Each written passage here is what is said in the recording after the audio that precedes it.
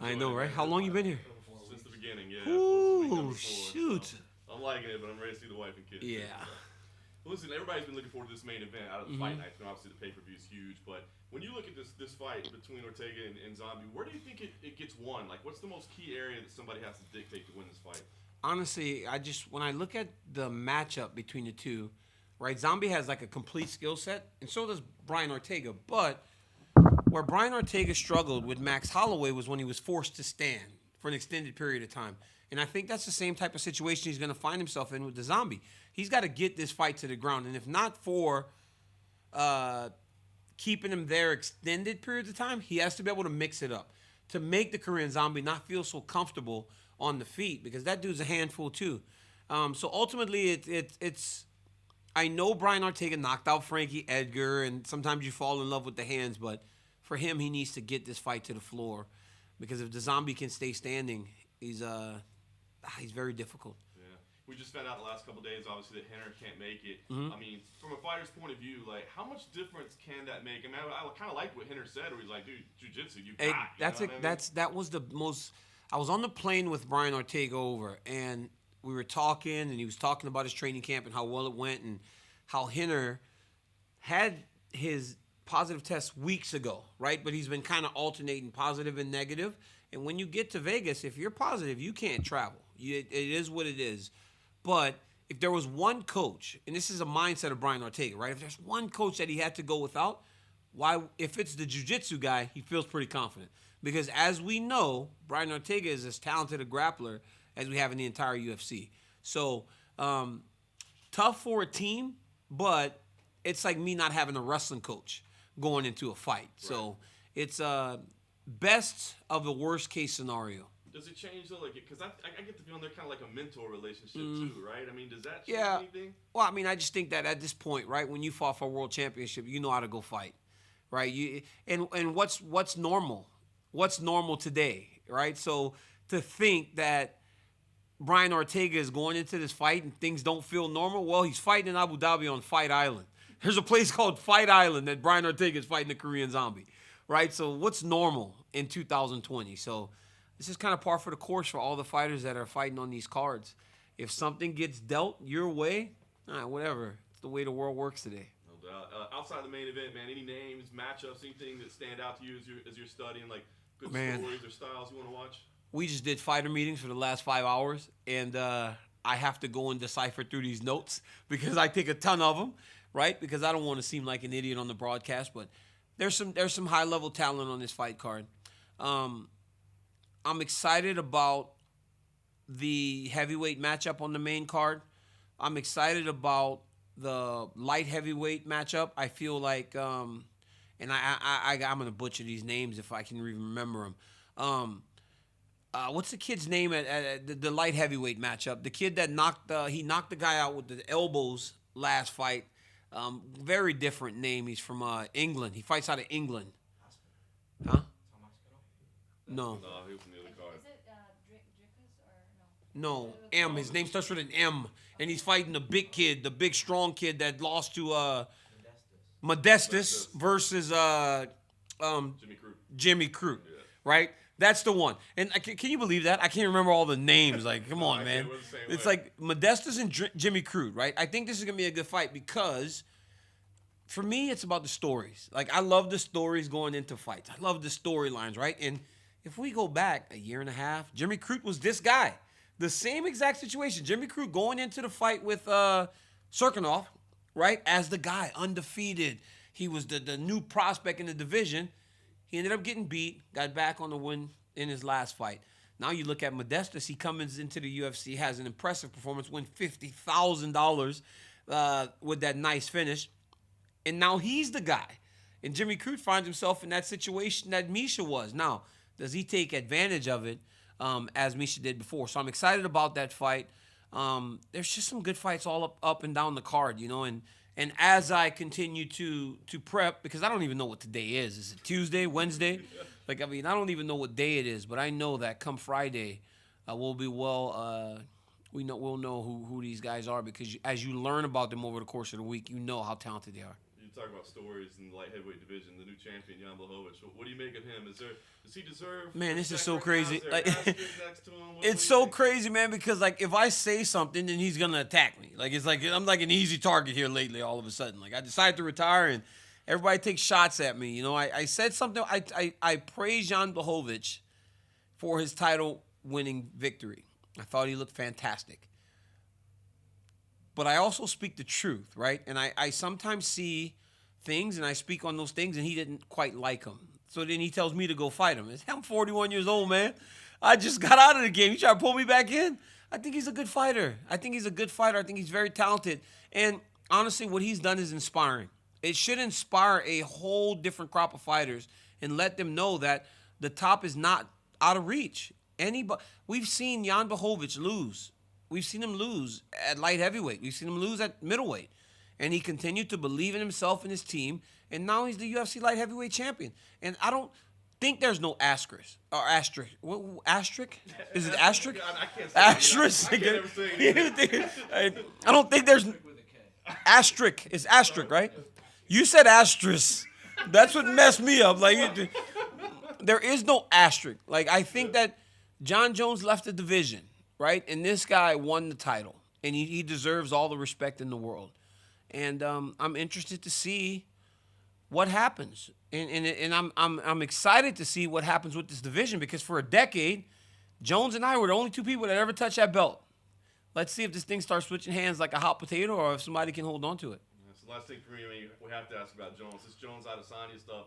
It's on different levels than even you guys were, right? I mean, what are you making out of this whole thing? Well, because Adesanya is one of those new internet kids, right? These internet kids don't even need to verify if something's true. They use it. There's a rumor, they use it, which is actually quite astounding because there was a rumor that Jones hid under that cage for years. Adesanya somehow got him to admit to doing it. He actually got him to admit to doing it. So, I mean, there's obviously a method to his madness. And I thought when that started and he kept going after Jones, I was like, man, I can only imagine how many plates or like coffee mugs Jones broke in his house that night because he's so mad. But then when he got him to admit that, it was nuts. But Jones has had some good comebacks too. You know, it's been good. And if you're Israel Adesanya, you just don't fight him because you know how mad he is, right? Could you imagine making this man as mad as he is making him and just not fighting him? Because it doesn't seem like Izzy's ready to fight him right now, but I think this is the matchup. I think it'll be a fantastic fight too. Well, that's what's interesting, right? Is like it doesn't even seem like they're ready to fight. So why? Well, Jones wants to fight him. Like Jones wants to fight him. Like everybody talks about Jones, but Jones is a fighter, man. He'll fight you. He'll fight anybody, and he wants to fight Adesanya. But Izzy won't even fight him. Like, which is the most. It's like just like picking on somebody constantly, but at a distance. Like I'm away from you, and I'm not saying Adesanya's scared, but Adesanya says I need my time. You said you were going to heavyweight 10 years ago. You're finally doing it now. You know, why can't I have time? It's very fascinating the way that these two interact with you. It's nasty, but these rivalries tend to get nasty. I mean, Jones and it was not nice, and they tend to get nasty, but that makes it fun for fans. You think they will fight at some point? I hope they fight at some point. I think it's a very interesting matchup, and I think that Adesanya is just improving every time out. So if I'm Jones, I'm fighting him sooner than later. If I can get him in there. Because remember, this guy's only been here for a couple years. And now he looks like he's going to hold the belt forever. I mean, what he did to Paulo Costa. Paulo Costa's still delusional. I mean, I like Paulo Costa. Paulo Costa's like, sign the contract. What contract? There's no contract, Paulo. It's not coming. Like, after what happened a couple weeks ago, there's no contract coming. Like, just go fight somebody and just take it. Like, but then I'm like, Izzy, leave him alone, man. You keep picking on Paulo Costa. He's dead. Paulo Costa's dead. Leave the dude alone. You're putting pictures on the internet of the guy, kick him when he's down. It's a different world these guys are operating in today, man. Usually, you win and you kind of move on, but man, for days, I started feeling bad for Paulo Costa. And then when he started responding, it actually got worse. Like, come on, man. Just take your licks. Just take your licks and just don't even say anything. If John Jones had admitted to you he'd hidden under a cage to avoid the drug test, would you have asked the commission to investigate that? Because he technically just admitted to avoiding a drug test. Well, yeah, I mean, but if you find out that he was doing something wrong, you're not surprised, right? So it's like, what are you gonna do? Go down this same path? So, I don't think you. I mean, I don't know. I really don't know. I don't know. I don't know. Would the move for a Jones Adesanya fight be to have Israel fight Yan for the world title first, and then make that a 205-pound world title? See, now I never thought about that. That's interesting. Having Izzy go up. See, because here's the dilemma with the fight. What weight are they going to fight at? Right? Because now that Jones is putting on weight, does Jones want to come all the way back down to 205? That's championship weight. That's not easy for him. It was never easy for any of us. Making 205, is awful. It was awful. And it's awful. It's hard for Jones, too. He's a big guy. So for Adesanya to come up and just think that dude's going to deplete himself all the way back down to the championship weight, that's probably not what he would want to do. But if Adesanya can get past Blachowicz and now he's holding that title, now it might be a little bit more intriguing to Jones to go back down there. I mean, I don't know the weight. I really don't care, though. Like, I think Adesanya's a big guy. They can fight 215, give Jones a few pounds. I remember when I fought Anderson, and it was like on short notice, and I'm on my way down to 205, and they told me he was coming, and he weighed like 211. I was like, please make the fight at 210. Like, don't make me cut this last 5 pounds, right? Like, and I know that's what Jones would feel as he comes down to 205 if that's where the fight takes place. So those last 5 pounds are the worst. So imagine if you don't have to cut those off. It'd be crazy. Knowing Jones, though, right, it would almost be the most annoying thing Israel could do is go and get the 205-pound title and say, oh, see, now it's my belt. And you gave it up, now I have it. Can you not think that would just entice Jones enough? Or do you really think the weight is the I mean, I think that at this point, when you've done what Jones has done over the course of his career, now you start to look for new challenges, right? I mean, it's easier to speak about these things because I was in the same situation, right? When I'm beating Volkan and all those guys, and I'm like, I'll go fight Stipe, right? It's something new, and I think at this point, Jones has finally wrapped his head around going up, right? Because for a long time he teased it, but it was never truly like a real thing. And now that he's wrapped his mind around it, I don't know if he's going to want to like kind of divert that back to going to 205. It's a massive change for a guy that it took a long time to make up his mind. And now he has. So I don't know. I don't know if he's willing to go back down there. Was there something for Izzy wanting to clean out middleweight first? He does want to be the greatest middleweight. Yeah. Yeah, and he doesn't seem to, I mean, he's a big guy, but he doesn't seem to struggle to make the weight, right? He steps on the scale. He always looks pretty good. He doesn't look like he's dying when he steps out there. I mean, you've seen guys step on the scale. Max Holloway at 145. Like, you see guys looking like they're about to just fall over. Izzy doesn't look like that when he's making 185. So you can tell that he's a true middleweight. And there's honor in cleaning out the division before you start looking to new things, right? Because what about the guy that's next? What about the Jared Cannonier, who has done so many spectacular things to earn a title fight? All of a sudden, the champion's gone. Like that's not really good for the sustainability of a weight class. So Izzy wanting to stay there and fight is great for the division. But fans, which is what we are, we love the sport. We're fans of the sport. Fans want to see the next big thing. And the next big thing is Izzy versus Jones. And Jared Cannonier is a dangerous guy if he can get past Robert Whittaker, because I believe that it comes down to matchups, right? Robert Whittaker wins. Do you make Whittaker versus Adesanya 2 already? Or do you kind of start going, now it's time for the Jones fight? Cannonier is something fresh and something new. People can get excited about it.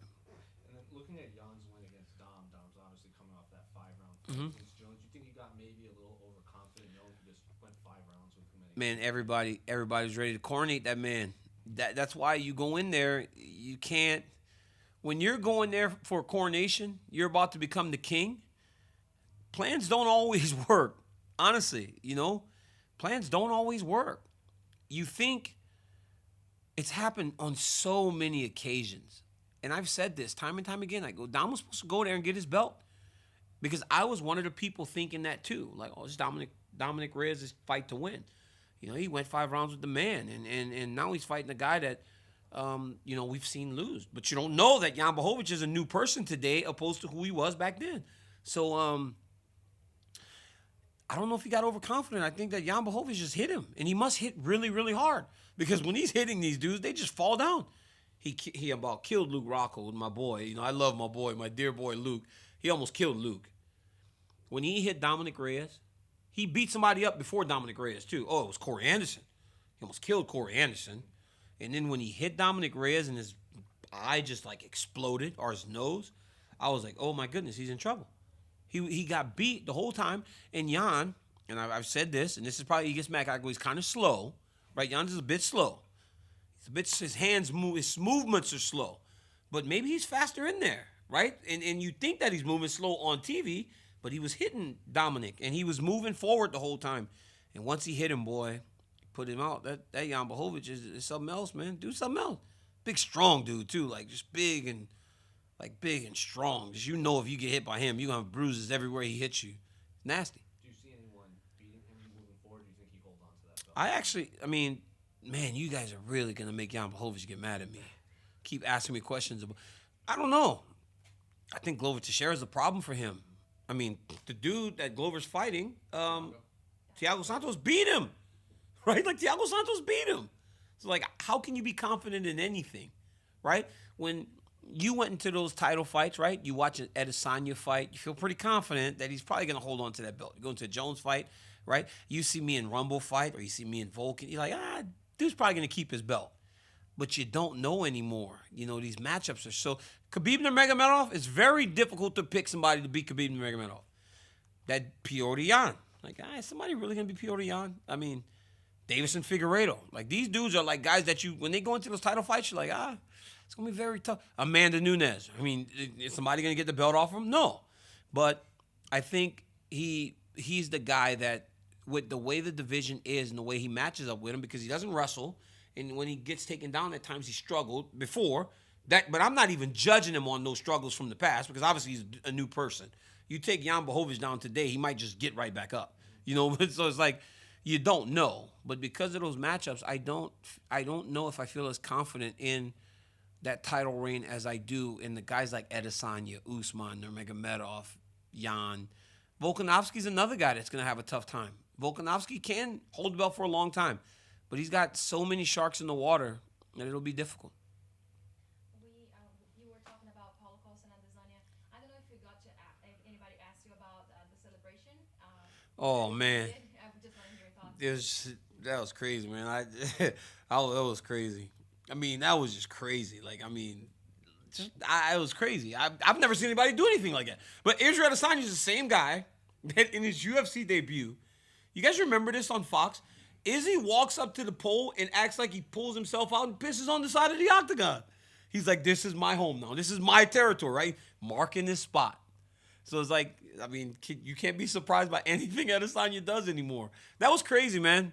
That was crazy. But here's the thing, though. People make, like, comments about him, and they make these references about his personal life, and don't think that I'm implying anything, because I don't want this dude's mad at me, but it's like then he plays into it. Right? A lot of times when people say stuff about you, if you play into it, it makes them shut up. And I think Izzy did that to Paulo. But, I mean, that's as disrespectful as it gets. Like, you don't. That's why I said, hey, leave him alone, man. Dude's dead. Like, dude's dead. Leave him alone. I mean, you can't do anything more to him. Like, leave him alone, bro. Like, come on, man. Leave this guy alone, man. And I like Paulo Costa, too. I felt bad for him. I felt really bad for him because he didn't deserve to get it like that. That was awful.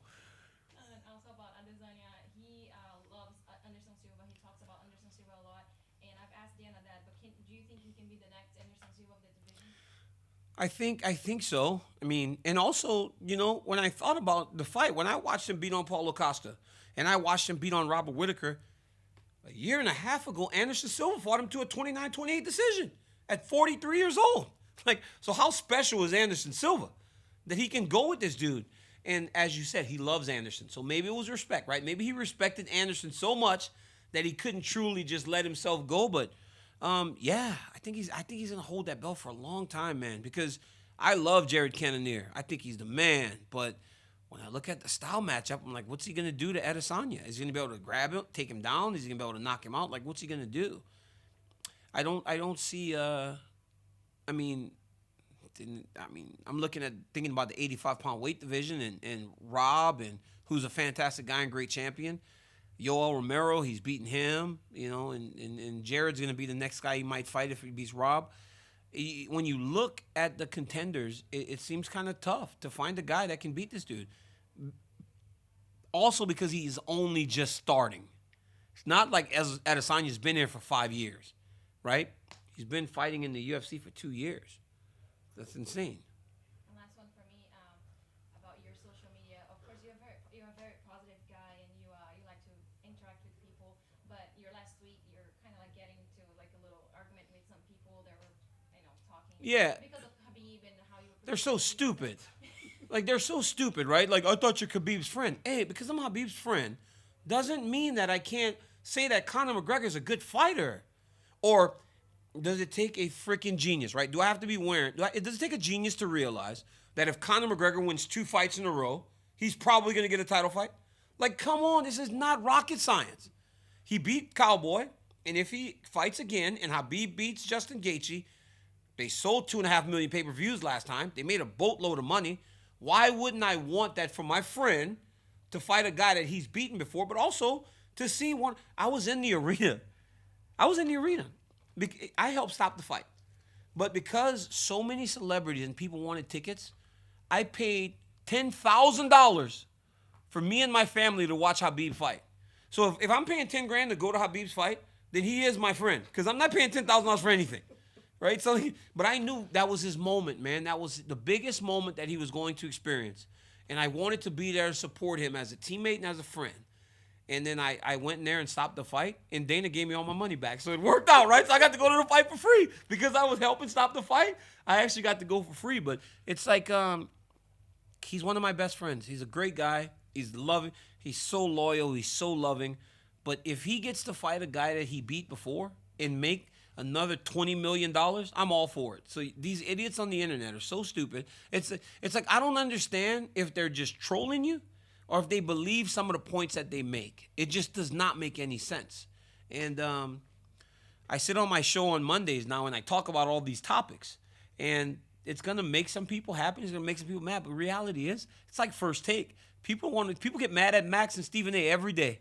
And the more that they get mad at me and Ariel, the better it is. Because that means that we're starting to hit our points are starting to hit home, and people are paying attention. And that's great. ESPN loves it. And sorry, as one of his best friends and teammates, do you think he would listen to you and fight McGregor again?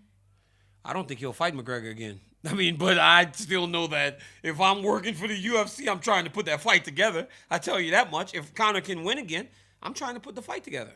And Khabib's just so rich now. It's like he don't need money. Khabib is so rich now, it's crazy. He's like, you can give me. He said they can give him the whole UFC and he ain't gonna do an Ultimate Fighter. $5 billion. And you know what's crazy? He means it. He's not selling. He's as genuine a person as you'll ever meet in the world. And if he says something, he usually means it. He's not number one bullshit guy. He tells you the truth. And I believe Khabib. But I would like him to fight Conor for sure. Me? No, I'm Daniel Cormier. I know, we do that to each other all the time. Remember, I was like, put your eyes down to me, Khabib. He goes, I'm champion too, brother. And I was like, no, I've got 2. That's when I had 2 belts. And he's like, okay. But no, he's a sweetheart, man. Like, to get to know Khabib is to be better. Like, the more you get to know him, you're a better person for it, because he is an absolute sweetheart.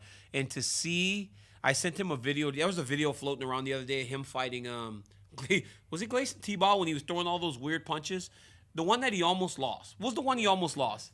And he was like kind of jump punching, and like I said, hey, Khabib, the next time someone tells you that you didn't get better by coming to AKA, look back at this in 2012 when you were just diving at people's legs and everything. He was like, okay, brother, I get it.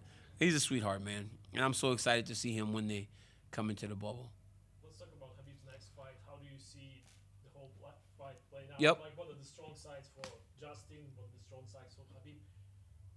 Toughest fight, I think it's the toughest fight in the division for him. I think Justin Gaethje is an absolute stud. He is, they call him the human highlight and the most exciting guy in the game, and it is true. But not just the game, in all of combat sports. There is no fighter in the world of sports that is more exciting than Justin Gaethje. Boxing, kickboxing, mixed martial arts, you'll find nobody more exciting and better. And the Justin Gaethje that fought Tony Ferguson in April or May is more dangerous to Khabib than anyone that he has ever stood across the octagon from. With that being said, I've seen Khabib Nurmagomedov train for championship fights and fights since 2012. The only person that was more thorough in their preparation was Cain Velasquez when he became the champion back in 2010. No one worked harder. No one was more committed. And I just don't know if anyone's going to beat him. I'm confident in believing that Khabib will retire undefeated. Nobody will beat this guy. He is too committed to who he's supposed to be to get beat by anyone. So Justin will fight a good fight, and I'm calling the fight, right? So I'm going to be as unbiased as I can possibly be in this fight, and I'm going to do my job to the best of my ability. But I just don't know if anybody can beat this guy right now. There's no 55-pounder should feel that strong when he grabs you. And Habib said exactly what he's going to do in this fight, just like he did With everybody. He tells you, but it's like you got to be able to stop it. He's become so good at what he does that you have to be able to stop it. No, that's why Justin's the most dangerous, because Justin has the skill set to stop it. Let's see what happens. Another fighter that people call Habib 2.0, Khamzat Chimaev. What are your thoughts on this guy? Let me tell you something. I'm high on this dude. That dude right there is something else. I couldn't believe what he did to Mearshart. Mearshart was terrified. Mearshart said all the right things during the week. I'm not afraid of this dude. And then the fight started. He looked like a deer in the headlights. He's backing up. Chimaev walks him down and just punches him upside the head. Mearshart falls down. Fight's over. What, 8 seconds? Wasn't it like 8 seconds? I mean, this was the craziest fight. And this dude now, everybody would say stuff like, Khamzat Chimaev is better at striking than he is grappling. Like, no way. I've seen this guy outland people 175 strikes to 5 in 2 fights where he just took him down. And then against Gerald, this dude's a welterweight. And he's putting people to sleep like that. So,